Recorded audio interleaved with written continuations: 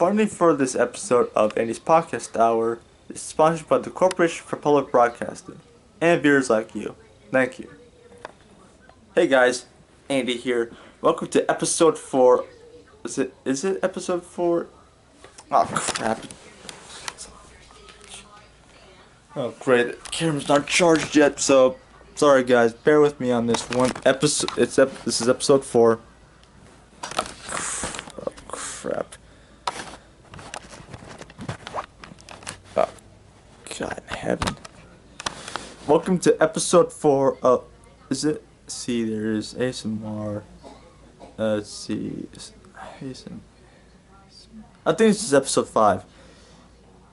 Last time we discussed different YouTube channels. See, the first episode was about ASMR. The second episode was about self-defense.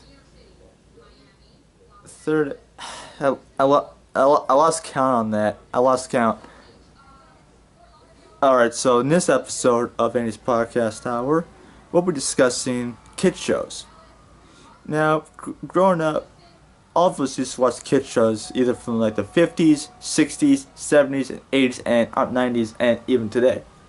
So today I'll be discussing a few kid shows that I used to watch when I was a kid. So let's get started. The first kid show is The Wiggles. For those who don't know, The Wiggles is an Australian preschool rock group based in Australia. Now, ever since 1991, they've entertained countless kids from around the world.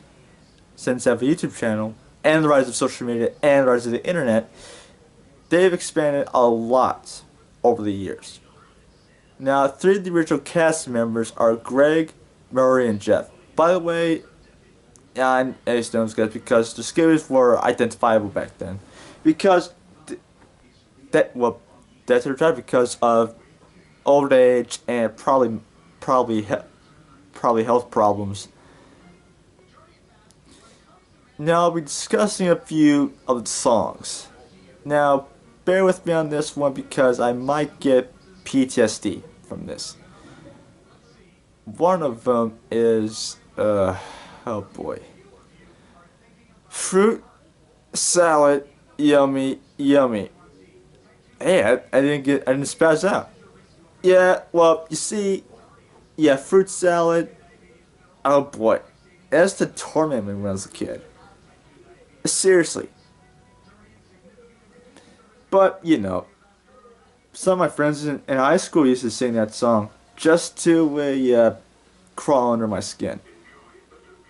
Oh boy, it was kind of good at first. Plus, I've seen countless videos of people doing that song for some sort of contest or something. I have no idea. And then there's let's see, head, shoulders, knees, and toes. Yeah, you can tell what's about to unfold there. So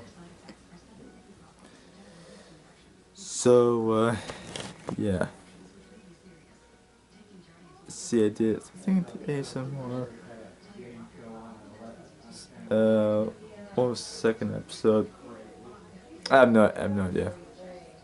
So, yeah, and then there's Favorite Car, and then there's Rockberry Bear, and I think, well, every night I watch it. Well, when people with the bear up, I use like a I use like this video called Wolfenstein 2 Commander Alarm just to wake them up. If I was in the audience, I would play that. And for some reason, people in the audience wear ponchos or something. And I have no idea what the ponchos are all about. But you know, in 2013, the first female Wiggle was introduced, Emma Watkins, and there's Locke Gillespie and Simon Price. Brand new Wiggles. And to me, it's like a nice change. And back in 2017, the Wiggles reintroduced Greg Page with the Girl Center Go thing. And get this, every time the Wiggles like a hurt the back or something, I say headshot. That's what I do. It's kind of funny at first. And let's see what else. And I watched the Wiggles. I watched the Wiggles movie. Hope to God someday that the Wiggles make a second movie with Kyle Minogue, Greg Page. Bring all the original Wiggles back, just for that. Now let's discuss international Wiggles. Yeah, international Wiggles apparently. There's like Taiwanese Wiggles or Mandarin Wiggles, and there is Latin Wiggles apparently. Yes, there's international Wiggles. Seriously, if the Mandarin, Latin American, and the Australian Wiggles crossed over to one another, it would be like the UN of the Wiggles apparently. I'll give it a 10 out of 10 because great music, and also also they have a YouTube channel too. Yeah, they're doing nursery rhymes now. And I told you I was going to discuss this in the last episode. So yeah, the next show I'll be discussing is Between the Lions. According to the Funkland, that's a YouTube channel by the way too. Between the Lions aired from I think from like 2000 until 2010. Yeah. For some reason, the bust and the two pigeons remind me of like Diesel 10 Splatter Dodge or something like that. Yes, Lionel, Leona. Let's see who else. Hang on. Let me get my phone so I can pull it up. See me just a second, guys. Let's see.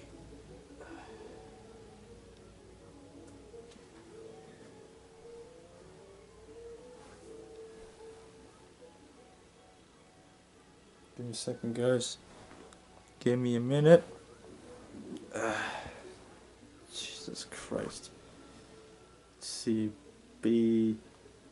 Between the Lines. Here we go. Between the Lines. See, 2001, 2007. Let's see. Yep. April 2000 to 2010. Yep, I was right. Wasn't sure. See, there is. Click. See, Lionel, Leona, Theo, and Cleo. That's it. Those are the Lions' names. Yeah, it follows the same premise. It's like, yeah, Chicken Jane, where like the chicken ends up with this thing at the end. There's cliffhanger. Yeah, you can't hold on much longer, can you? If you used like a grappling hook, but you know, comic relief or something. And then there's pop culture references and performances. Now, I was a fan of Between the Lines because puppetry, no doubt. And later seasons, Old McNeil, I think played Bear in the Big Blue House, performed as a Lionel. I knew something was different. Yeah, Between the Lines taught how kids to read, you know. Yeah, but you know, since 2010, it's lost. Yeah, Between the Lines has lost time. I give it 10 out of 10 because it was entertaining. You learn from it. You learn from it. Who says that you can't learn from kid shows? I'm asking you. Now the third one hits close to home. Mr. Rogers' Neighborhood. For those of you who grew up with Mr. Rogers, say back in the 60s and 70s, he was trying to make the world a better place, thanks to his teachings, and thanks to his website too.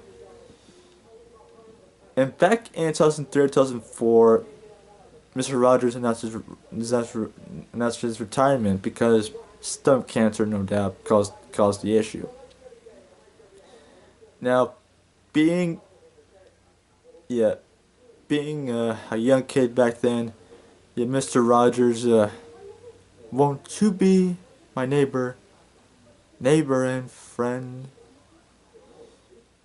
Yeah, you know. Yeah, I kind of like the trolley at the beginning and the end of it. And there's the land of make believe. Yep, he wanted us to be his neighbor. Plus, I've seen a video on the React channel where parents and kids react to Mr. Rogers. And for those who don't know, for those of you who are new to this channel, see Mr. Rogers, Mr. Rogers. Yep, Fred Rogers.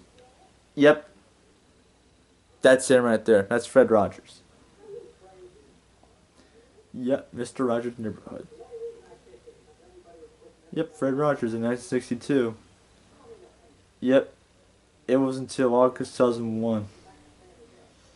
And Fred Rogers, see, he died in 2003, just 2 years after this show's cancellation.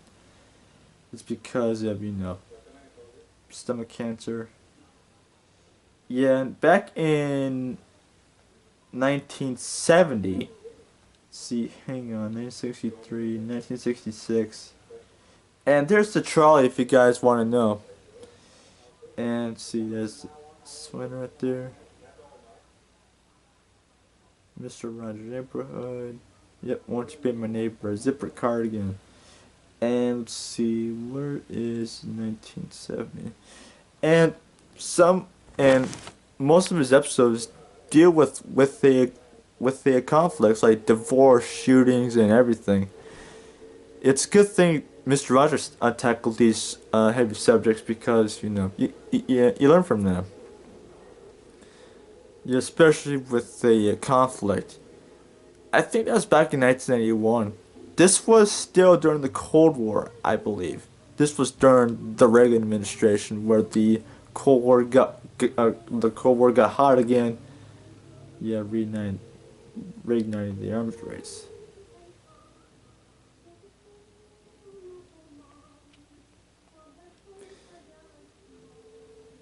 Yeah, plus get this. After the September 11th attacks, Rogers taped public service announcements for parents about to discuss tragic news events with kids.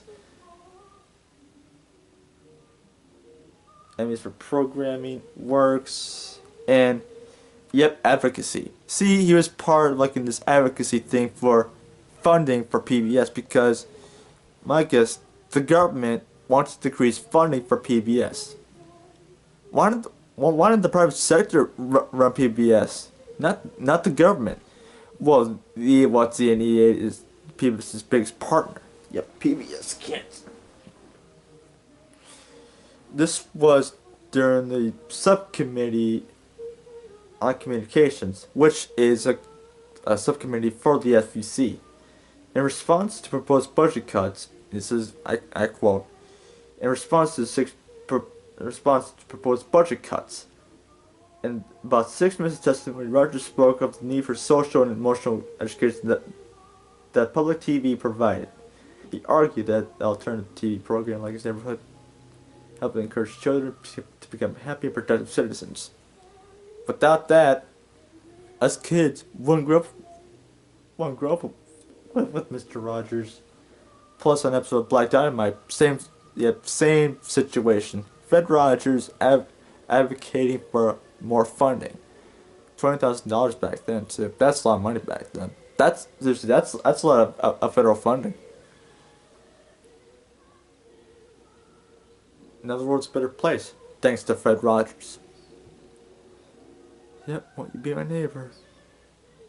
It's sad when he died, but there's a spin-off of sorts called Daniel Tiger's Neighborhood. Same thing, but it's like a tiger. It's like Mr. Rogers though. It's like the show being reintroduced to a younger generation. Now that was see the Wiggles, Between the Lions, and Mr. Rogers' Neighborhood. Now another one is Thomas the Tank Engine.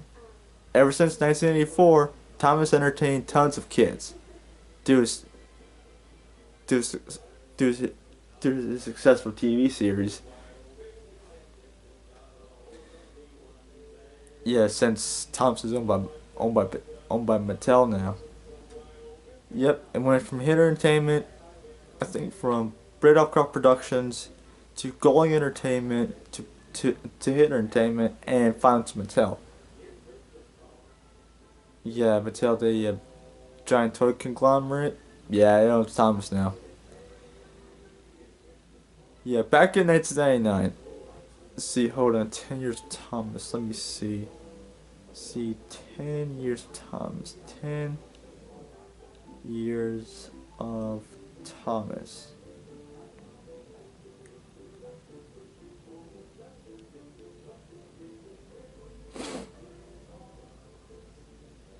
See now, where is it exactly? See, 1990, 1994, the fifth series, Thomas and Friends.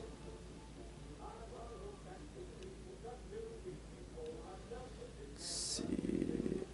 Let me see here. Hang on.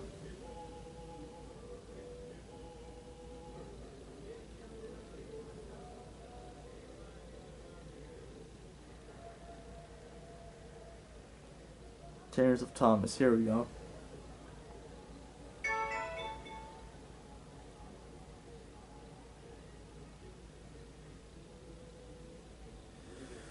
Let's see. Oh boy. Oh boy. Let's see. Yep. Hang on. Let's see. 10 years of Thomas. Let me see. 10 years of Thomas.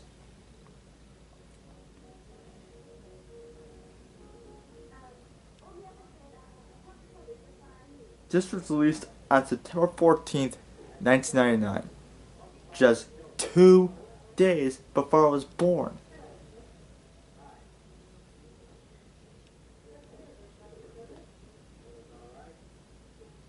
And believe me, well, it was a great DVD.